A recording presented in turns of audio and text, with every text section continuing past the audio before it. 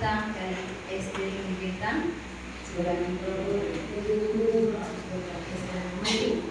dan para pendidik yang saya cintai sukses untuk berbagi praktek kepada Bapak dan Ibu guru semua. Sebelumnya di sini saya melihat hadir beberapa guru dari sekolah lain. Untuk itu kami mengawalinya dengan perkenalan diri. Ibu Lili, saya wali kelas 6B. Di samping Suster Vero, wali kelas 6A. Di tengah Pak Agus, guru PCK, wali kelas 6B. Di sana Pak Celo dari wali kelas 6C. Oke. Bagaimana dengan siswa yang lain? Terkadang jadinya ricu di sebelah sana. Kalau kita fokus pada yang satu ini saja. Nah, ini nanti pada kegiatan pada strategi proses nanti. Jadi ada strategi konten, proses, dan produk. Itu lebih lanjut dijelaskan pada saat di RPP nanti. Semua usaha tersebut tentunya dilakukan oleh guru dengan tujuan untuk memastikan siswa dan murid di kelasnya sukses dalam proses pembelajaran. Jadi dalam strategi proses nanti, guru harus bijak bagaimana dia mendampingi anaknya. Ya. Tidak hanya fokus pada anaknya satu atau dalam pilih kasih. Setelah dipresentasikan di depan, bisa dalam bentuk cerita sesuai tugas yang sama. Jadi pagi semuanya. Pagi masih semangat? Masih semangat ya. Ya, sekarang kita masuk ke materi yang berikut tentang bagaimana kita mengetahui kebutuhan belajar murid. Tadi sudah disampaikan oleh Pak Celo dan juga Ibu Lili bahwa pembelajaran berdiferensiasi itu adalah pembelajaran miskonsepsi. Miskonsepsi ini berkaitan dengan pengetahuan awal yang dia pahami dengan pengetahuan baru. Itu. Masih semangat tidak ini?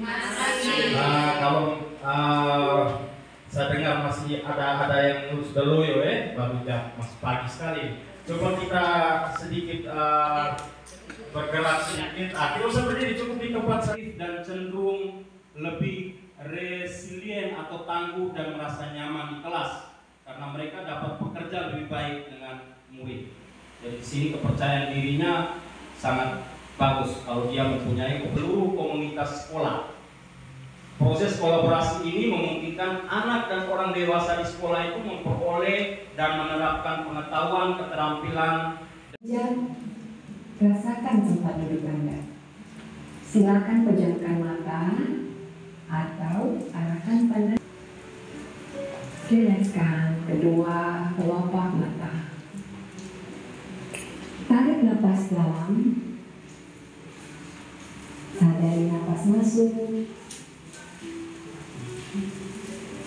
Sadari napas keluar. lagi saya berbicara lagi di depan tentang RPP TSD berdiferensiasi. Jadi ini dua kompetensi ya. Ada KSD-nya, ada diferensiasinya. Bisa saja diferensiasi sendiri, bisa juga KSD-nya sendiri. Yang ini terintegrasi. Kebetulan ini langsung kita integrasikan kedua-duanya sebagai satu kali. Ini RPP kelas 6. Nanti Bapak Ibu juga bisa membayangkan yang ada di kelas materi apa kira-kira yang cocok untuk pembelajaran berdiferensiasi.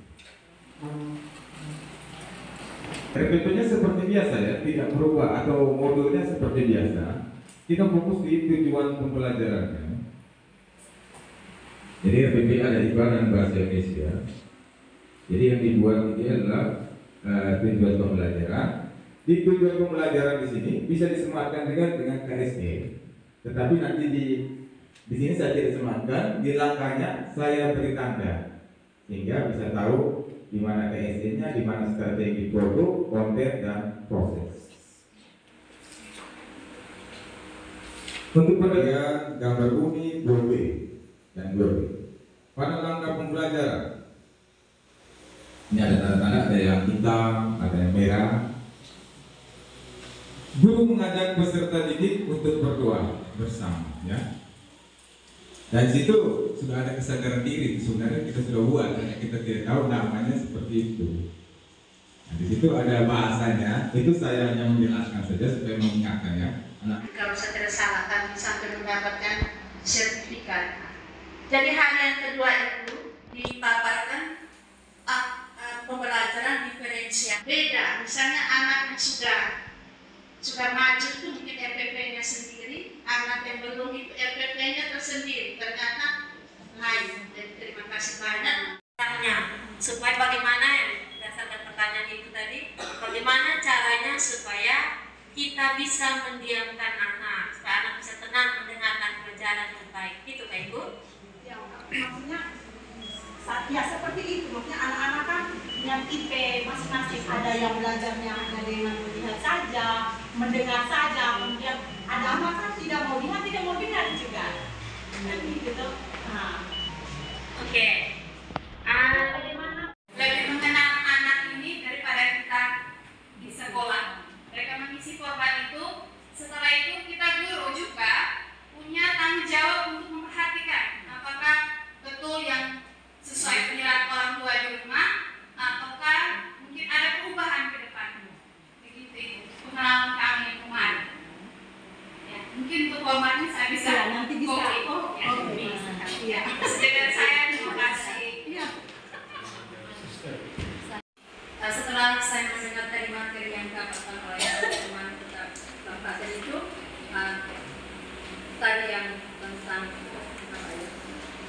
bagaimana sebelum masuk ke dalam langkah-langkah pembelajaran itu ada pertanyaan memantik itu akan membuat supaya anak kita itu apakah memahami konsep materi yang kita berikan. Banyak syarat selain itu kan asesmen diagnostik itu berbentuknya kognitif. Kalau yang tadi ditanya itu yang kelas 1 lagi malah. Kelas 1 itu kan memang susah. Ya. Itu bisa bersama dengan orang tua. Yang mana untuk pemetaan gaya belajar.